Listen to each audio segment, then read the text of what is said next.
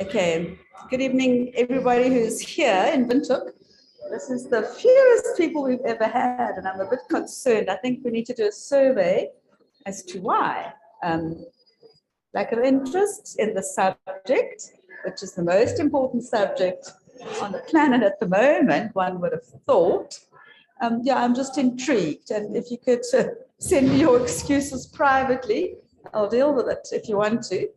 And to the people on Zoom, welcome as well. We've got Ben Schernick tonight, and Ben can introduce himself and credentials to talk about food security in Namibia and plans going forward. And I would have thought everyone would have that front in mind going forward, particularly under these circumstances. It's going to be an interesting talk. Thank you, Ben, for stepping up to do this. Unfortunately, Donovan is ill. He's got flu, so he can't talk. He was going to talk about permaculture, but we'll have him at the next meeting anyway, so he can take us through that route. And then Alex is going to talk about how we use water in Namibia, also critically important at this point. And then JB Barent will speak about the REAL, which is the, tell me quickly. Renewable Energy Association of Namibia. And so it all ties in, and it's all linked in, and I think it's all critically important. We are recording this meeting. Debbie will put it on YouTube and on the Slack group. So yeah, welcome, and let's get started. Ben. Maybe we should stop recording and be broadcast. I had thought about that. Thanks so much. Let me try to put it here so I don't need to have it in my hand.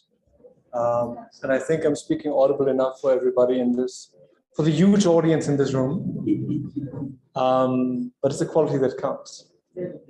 So my name is Ben Schernick. I'm voluntarily exiled from Germany, where I grew up. My first career had nothing to do with food. I was a police detective for 6 years, or studied and worked as a police detective until I realized that just putting people in prison is not helping them really, and it's not helping society. So, so after a few years of traveling around, I became a social worker and focused on mediation, conflict resolution, and that brought me to Namibia about 15 years ago. So I've been working in that field until I was asked by a friend of mine who works with synagogues together with Len Kase, if I could do some project management on a project that has to do with nutrition, and it's about building an alliance, a national alliance towards that. And I thought, okay, well, that sounds interesting. And as a social worker, I realized a lot about why this is so important for human development and for social development. So that's what I want to talk about. Why it is important and where we are as a nation in order to become food secure. Sorry, I'm sure. not from the press, I'm deaf, so just... All right, and I'll try to speak very clearly. Let me see, that one should work. So I'd like to start off with the key aspects of nutrition, and it really starts in the womb. It starts with maternal health, what mothers take in or don't take in. I mean, I grew up with learning that if you're pregnant, you shouldn't drink or smoke, but it really goes beyond that in terms of folic acids and other nutrients that you should take in. So really that's where children, or we all start developing. And even after birth, it's crucial that we get breastfed right in the first hour after being born for at least 6 months. Exclusively and ideally for at least 2 years, because that's really one of the best things you can give a child. But a lot of people honestly don't know that worldwide, but also in Namibia, where there's a lot of misconceptions around that.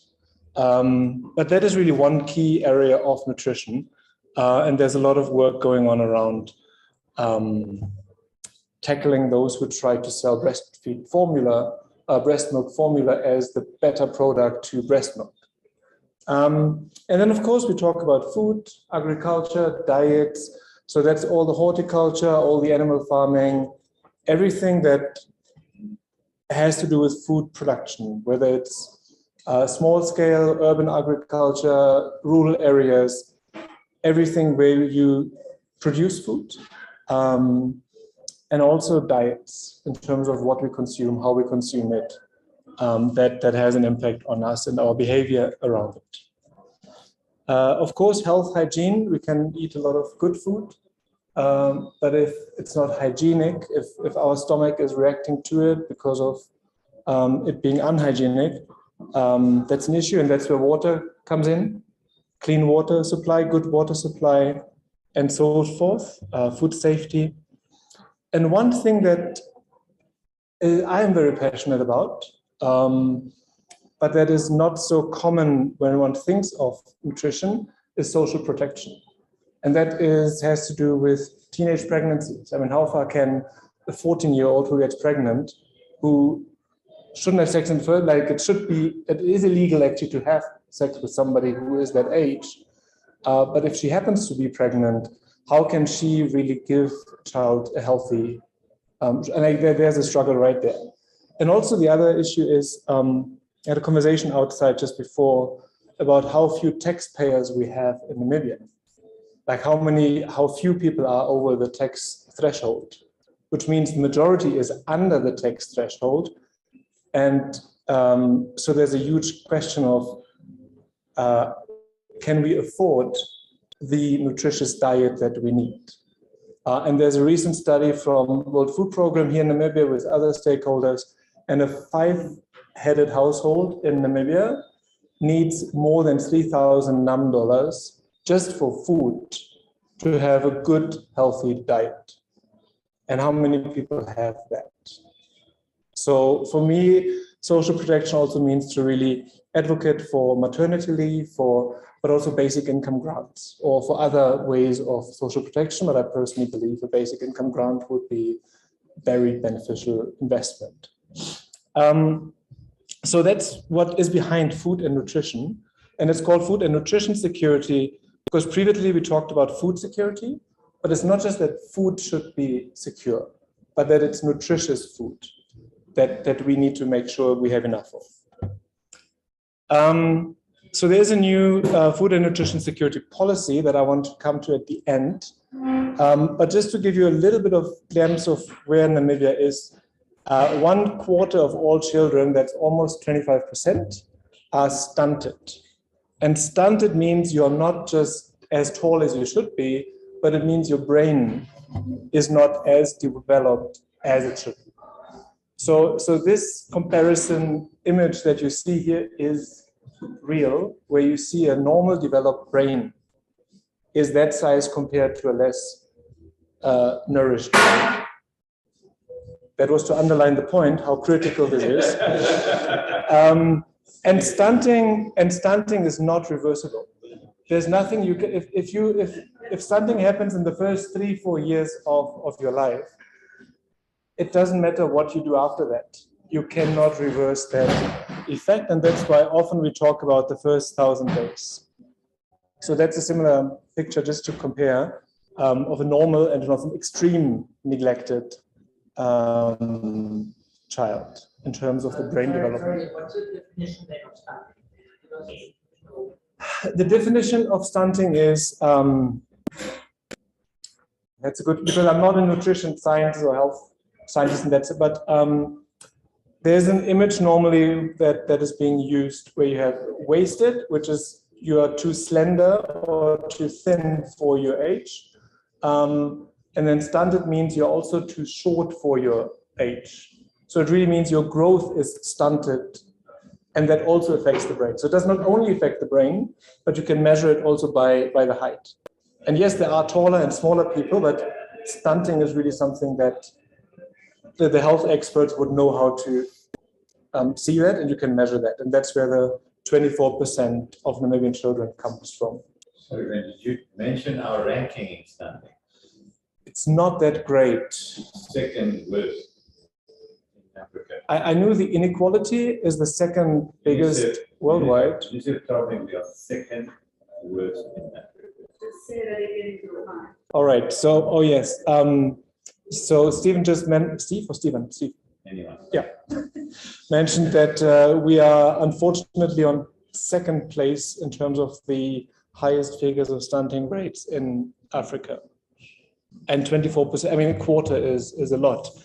And just some slide to just show that for politicians or for key decision makers, this is real.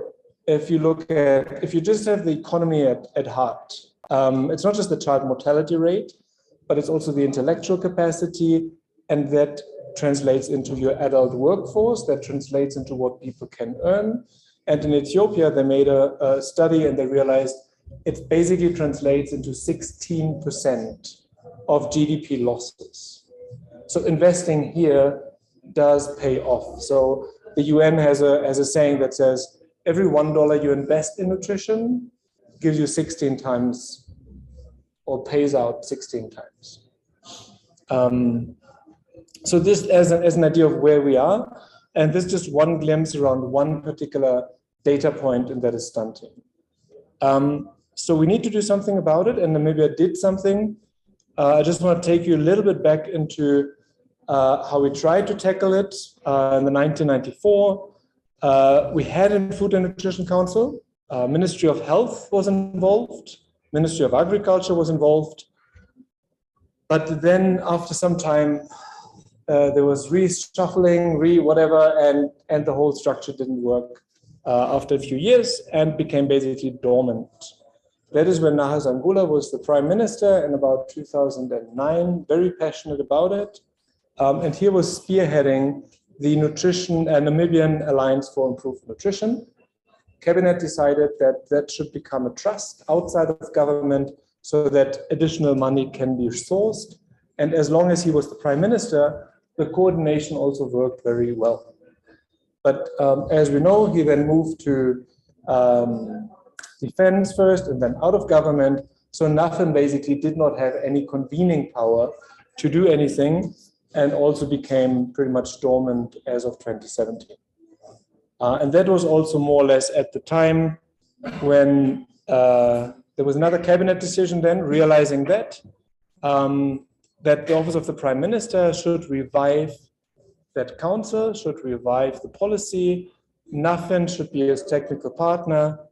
And that led to a process since 2017 for the last 4 years of establishing those three aspects: the policy, an implementation plan for that policy, and the coordination structure.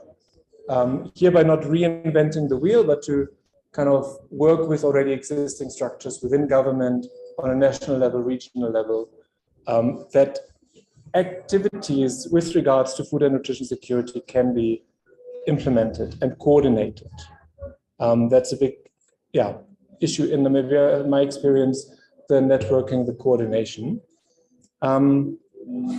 So just to let you know, and there's a nicer slide coming next, that this process also led then to the transition from the old Nafsan to what is now called Nafsan, the Nutrition and Food Security Alliance of Namibia. I'm just quickly going through it. So we are quite young. We only established early of last year. And so far we had some startup funding from GIZ and the global alliance or the global network called Scaling Up Nutrition. And this is the graphic I wanted to show you, that Nafsan back then has really all the stakeholders from civil society, private sector, academia, the UN, and the government.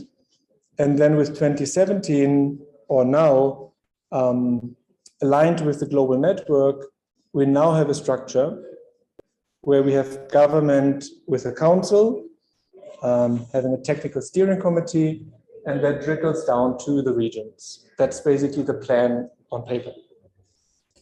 And the role of Nafsan is then to be an umbrella body for civil society, for academia, in the moment still the private sector. Normally there's a separate private sector network around nutrition, and its individual members. So the idea is to give technical guidance, input, to support implementation, work with communities or empower communities through its members, not through itself, but really to facilitate dialogues, networking. One of the issues that I realized in Namibia is so often lacking: the networking, the knowing who does what, to coordinate, and also secure additional funding that government cannot source. So some of the things we have been doing as Nafsan is to take the old food guidance, food safety guidance and nutrition guidance, and to use them for related to COVID, because COVID and food and nutrition has a lot to do with our immune system and so forth. So we've translated those flyers into 11 different languages. So if you want to take some here, English or Shilombo, Afrikaans, Silosi is here, and they're more available. The idea is also we partnered with the Right Start campaign and really want to tackle businesses as well. And when we talk breastfeeding practices, the question is, do we in Namibia have friendly environments that encourages breastfeeding besides maternity leave policies? But are breastfeeding mothers allowed to take the baby with to work? Do we have breastfeeding corners, rooms, etc.? And the answer is in 99% of the cases, no. The Zimbabwean parliament this year started to have a special breastfeeding corner, room, very beautiful room where you can really enjoy being with your kid and breastfeed as a female parliamentarian. So that is one of the things that we would like to push a bit on a national level, and to engage with the business community there as well. So where are we now? I'm just jumping that a little bit because we're still in the organizational development process, kind of finding our feet. We had a bit of a difficult first year for a variety of reasons, but we have good collaboration with a number of UN partners and the government. And thanks to COVID funds, I wanted to share this with you because I feel it's quite an emerging something. We had some COVID funds from the Global Sun movement, and we applied for a permaculture gardening and nutrition project. So what we did is we tackled four informal settlements together with Donovan, who was to talk about permaculture. And we worked with, in these 4 informal settlements, set up about 50 gardens and brought some nutrition awareness using those brochures and interactive training with the communities. And you can see some of the outcomes that we did here. On the right is the nutrition training component. And we did that in collaboration with the Shack Dwellers Federation, because the idea is really, as I said, that Nafsan is not an implementer, but we support our members to implement. So we've now trained 7 permaculture trainers who would then go into the regions, as well as 7 nutrition trainers. So the idea is for us to move to the background. And we are currently developing also a brochure and a mini video series on how to transform this shack into this shack. And we feel that it's not just that you produce your own food, especially if you are unemployed, you now have something that you can get your food, you can save money, but it also does something to the eye and to the quality of living and so forth. And that's where we felt the Shack Dweller Association or Federation is the best partner to do that. That's more or less the final draft of 1 page of that step-by-step guide. And just in closing, I really want to reiterate, we are not an implementer. I have to tell that myself because sometimes you are so excited by the nice projects that are possible. But to merely provide a platform, to provide information, to provide tools for and around nutrition and food security, to promote and make science or new technology applicable. And as I said, networking. As a social worker, I've worked in the area of GBV, gender-based violence, and it's shocking sometimes how little organizations talk to one another, whether it's NGOs themselves, whether it's with government among its. it's a real mess. So we feel that is really something that needs to improve, and to also make members and member organizations more visible, and then to push for change. What I said about the breastfeeding corners, maternity leave, basic income grant, and to run campaigns, interactions, and key again coordinating the implementation of that action plan. And just last week, we heard news that Cabinet actually approved what was for 4 years in the making. There isn't an official launch yet, but it should be ideally one, so that we will have, as of next year, a coordination structure, a policy and implementation plan. And our role as a technical partner is to really play a dual role of pushing and supporting government in getting things going. So my hope is that as a year from now, there's hopefully much more happening. And as you remember from the first slide, it's really a lot from agriculture, climate sensitive agriculture, to urban agriculture, to breastfeeding awareness, young people, social protection.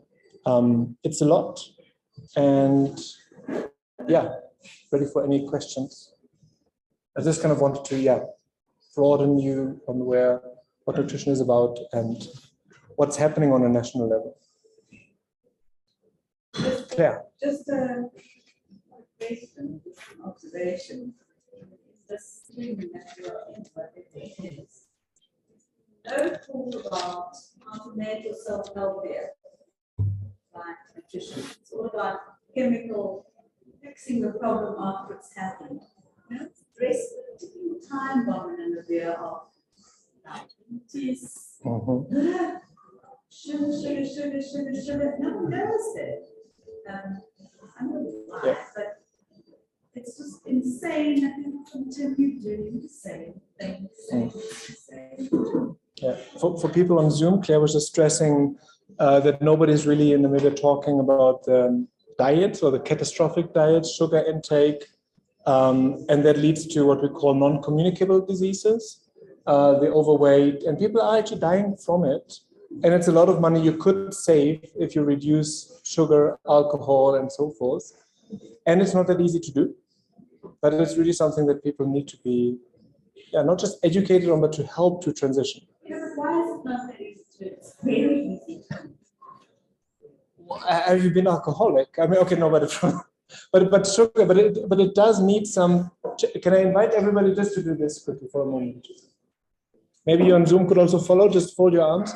Okay, I count to 3, and at 3, I want you to look at which arm is on top, which arm is below. I'd like you to put the top arm below and the other one. 1, 2, 3. It feels weird, right? Or uncomfortable. But technically, there's nothing wrong. So technically, you're right. It is easy to not consume that, but it is really a behavior change thing. And that's what we're aiming with the gardening. You know, I have the resource, but now I have the knowledge around nutrition. So to kind of get people closer to that and have people then sell seed, promote it themselves to use that as network. And knowing that you cannot change a stunted child now, but you have to think over many generations to say, look, at least this stunted mother is not going to give birth to another stunted child. So that's how we have to think. Yeah. So, I'm always very controversial. My chairman of APRM will tell you that. Go ahead. Wilfred is the chairman of the Africa Peer Review Governing Council of Namibia. So I'm going to ask you some very frank questions. Namibia has been written up as a country with fantastic policies, but extremely poor implementation. And that's coming out of all of this survey. We don't implement. So you told a positive story that Cabinet has approved these things. The baseline is terrible. We are the second worst country in Africa. So my question to you is, all of us, 10, 12 people around here, what is it that we can do to get more traction on this? Because this is a building block. Ethiopia, where our chairman spent 4 or 5 years as the ambassador in Ethiopia. We and I have been to Ethiopia and we've seen the good and the bad there. But be very frank with us and tell us what is it that we as 29ers need to do to give more traction to something that clearly is an Achilles heel for this country. Is it okay that Cabinet has now approved it? Or what should be done to really fast track this? This is such an important talk. I'm angry with 29ers for not coming to the party because we've got all the touch points. We've got Shack Growers Federation, we've got people who are working with Shack Growers, we've got people who are working with ECD centers around the country, we've got UNICEF on 29ers. And we really need to amplify this message, but you're giving a sense that things are under control. The cabinet has approved it. No, that was. What more do we need to do to really make this something that's on top of mind? Yeah, yeah. Just for Zoom. Yeah, I was about to. I was about to. I'm not sure if I can. It didn't sound angry. It sounded passionate and very concerned that Namibia really has a bad track record of implementing the absolutely fantastic policies that they have, or that we have. And the question is what we as 29ers from all of those different institutions and angles can do. And I apologize for sounding too positive because I haven't seen what exactly was approved by Cabinet. Because one of the things that I heard through the grapevine is that they moved the coordination structure from the Office of the Prime Minister, which is a high-level office with convening power, to the Ministry of Agriculture, which only focuses on one of the 4 quadrants that I showed you. So which again means that, it's just one of the ministries who's putting 1, 2, 3 staff members to please coordinate the whole of food and nutrition security. So, because it's not official, I don't know, but I also take it with a bit of caution, what is happening. But I would like to say that on a global level, I mentioned the SUN movement, so scaling up nutrition, which has a good model of a multi-sectoral approach and multi-stakeholders. So in the moment, we only have the government and Nafsan as the official players and some UN agencies scattered around, and some donors also scattered around, although most of them pulled out. So what we can do is, work toward, as Namibians, work towards having a strong, not feet at the table, no, what is the word? Seat at the table and a feet on the ground. As civil society, but also to get the act of business together, private sector, and to form a private sector network that also gets a seat at the table. And thirdly, the UN also, we need to support, or the UN needs to collaborate more with its different agencies and to really have a UN network in Namibia that is strong around it, that also has a seat at the table.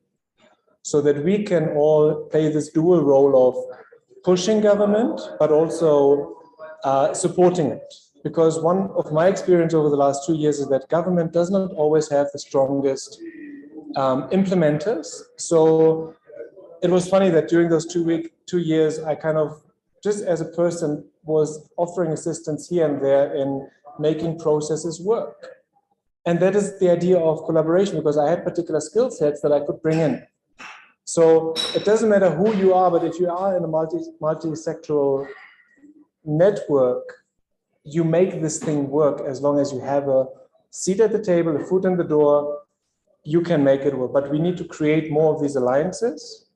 And one good news that I do have is that we agreed with the Office of the Prime Minister that there will be a memorandum of understanding on an annual basis where governments implement everything everywhere, or they have shortcomings in implementation. So through Nafsan, we can create a vehicle where NGOs can get government funds to actually do things. And Nafsan as an umbrella body would then hold these NGOs accountable, report back and so forth. And I've worked at Lifeline some years ago. Lifeline Childline tried to establish the same thing of its services, the national helpline, the childline, the GBV helpline, 116, 106. You might be familiar with it. The minister recently of gender recommended people to call this helpline, which is funny that a government minister tells people to call an NGO if they need help in terms of gender-based violence. But they have been struggling for years or not decades. And government was not able to support them. So our hope is that in this nutrition area, we may set a precedent of what could be possible in terms of government NGO coordination. So there is hope, but I am very aware that implementation is not our strength. And for me, it has to do with the networking piece as well. So I have one more question, if I may. Maybe I want to follow up on your first questions. Yeah. And it's basically, maybe the underlying factor is that you have said government has good policies in place, but lacks sometimes the implementation. You have said the path in terms of when you talk about there is a need, for example, if we talk about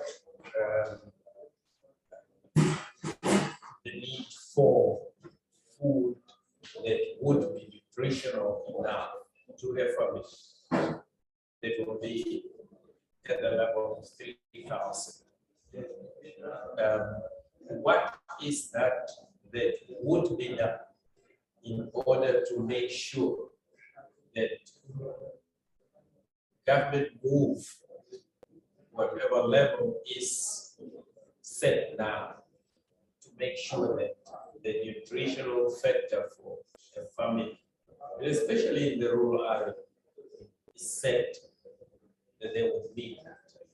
Because whatever we have now is far below. How do we intend to plan in moving into that level? Yeah. So the question is how we can move.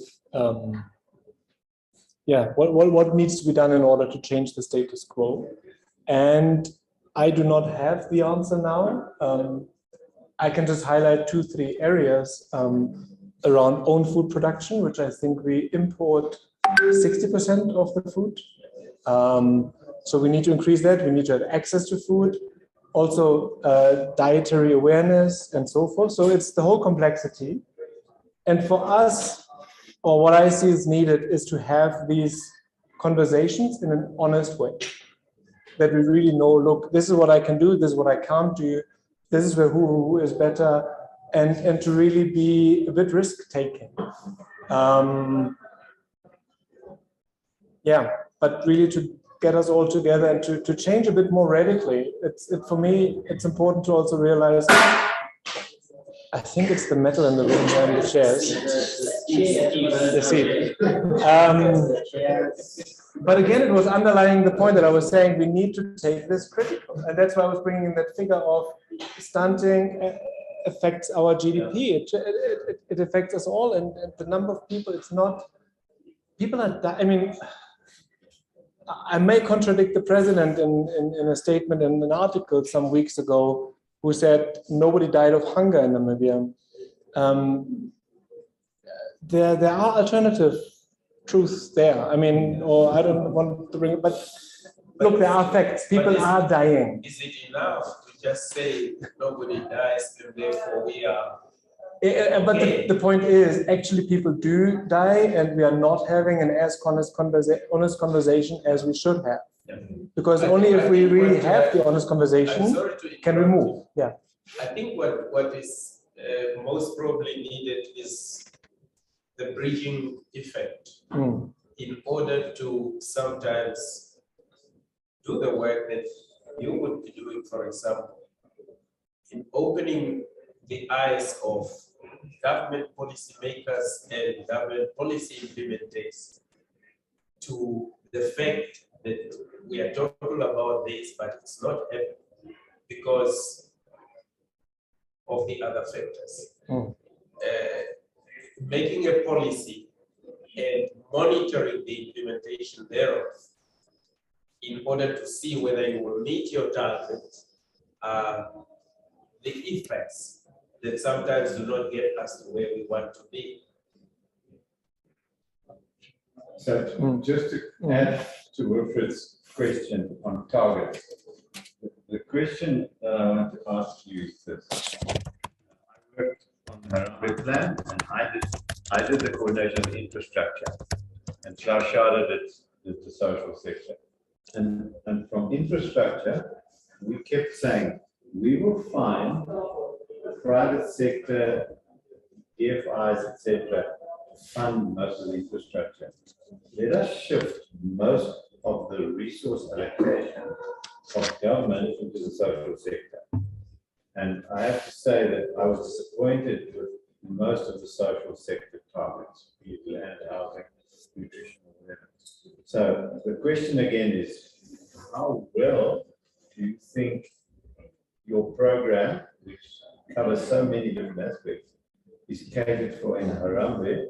And if it's not, how can the private sector, NGOs, and everybody else come to the party within the framework of Harambee to deliver what we have to deliver for this country? It can't just be government, it can't just be yourself, it can't just be committees. There are many corporates who are looking for direction on national sort of priorities. Surely this is a national priority. And so, if you're familiar with Harambee 2, how much of your wishes are in Harambee 2? How much do we need to get James to put into Harambee 2? If I were to give a figure, then I would say quarter. It would bring Harambee would bring us a quarter of the way. Okay, that's a good answer. But I do feel, pondering on the question of. And we've only done one, so we can catch that. Yeah. But what I do think is required is a really different way of thinking, a different way of acting. And for me, that is where the global Sun network and the thinking generally is important, that we think more collaboratively.